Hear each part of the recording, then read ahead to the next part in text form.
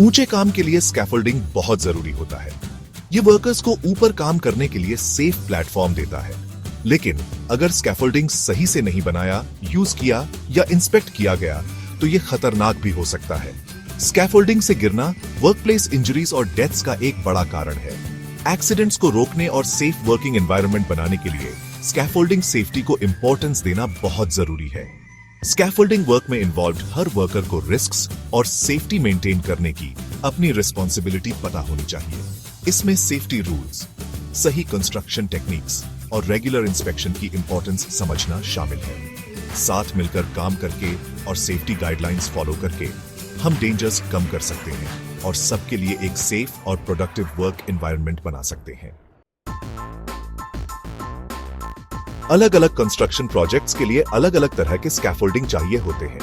Stability और safety के लिए सही टाइप चुनना बहुत जरूरी है। कॉमन टाइप्स में सपोर्टेड स्कैफोल्ड्स, सस्पेंडेड स्कैफोल्ड्स और एरियल लिफ्ट्स होते हैं। सपोर्टेड स्कैफोल्ड्स सबसे कॉमन टाइप है और ये मजबूत बेस पर टिके होते हैं।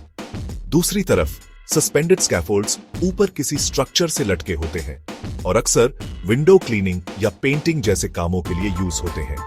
एरियल लिफ्ट्स एक मूवेबल एलिवेटेड वर्क प्लेटफॉर्म देते हैं और ऐसे कामों के लिए सही होते हैं जहां ज्यादा मूवमेंट चाहिए। हर टाइप के स्कैफोल्डिंग की कैरेक्टरिस्टिक्स और लिमिटेशन समझना जॉब के लिए सही स्कैफोल्डिंग चुनने के लिए इंपॉर्टेंट है। चुना हुआ स्कैफोल्डिंग प्रोजेक्ट की हाइट और वेट रिक्वायरमेंट्स के हिसाब से सही होना चाहिए और उसे स्टेबल और लेवल ग्राउंड पर लगाना चाहिए। स्कैफोल्डिंग में कई पार्ट्स होते हैं जो मिलकर एक स्टेबल और सिक्योर प्लेटफॉर्म बनाते हैं। इन पार्ट्स में base plates, standards, ledgers, cross braces, planks और गार्डरेल्स शामिल हैं। बेस प्लेट्स स्कैफोल्ड का वेट ग्राउंड पर इवनली डिस्ट्रीब्यूट करते हैं। स्टैंडर्ड्स वर्टिकल सपोर्ट्स होते हैं, जबकि लेजर्स हॉरिजॉन्टल मेंबर्स होते हैं जो स्टैंडर्ड्स को कनेक्ट करते हैं। क्रॉस ब्रेसेस साइडवेज गिरने से रोकते हुए लैटरल स्टेबिलिटी देते हैं। प्लैंक्स वर्किंग प्लेटफॉर्म बनाते हैं और वर्कर्स और मटेरियल्स का वेट सहने के लिए स्ट्रांग होने चाहिए।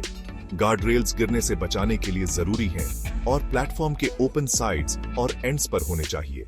हाई क्वालिटी मटेरियल्स यूज करना और डैमेज या वेयर के साइंस के लिए पार्ट्स को रेगुलरली इंस्पेक्ट करना इंपॉर्टेंट है। स्कैफोल्डिंग की सेफ्टी और स्ट्रेंथ बनाए रखने के लिए डैमेज्ड या वर्न आउट पार्ट्स को तुरंत रिप्लेस करना चाहिए। स्कैफोल्डिंग बनाना और डिसमेंटल करना इंपॉर्टेंट प्रोसेस हैं, जिनके लिए केयरफुल प्लानिंग और एग्जीक्यूशन की जरूरत होती है।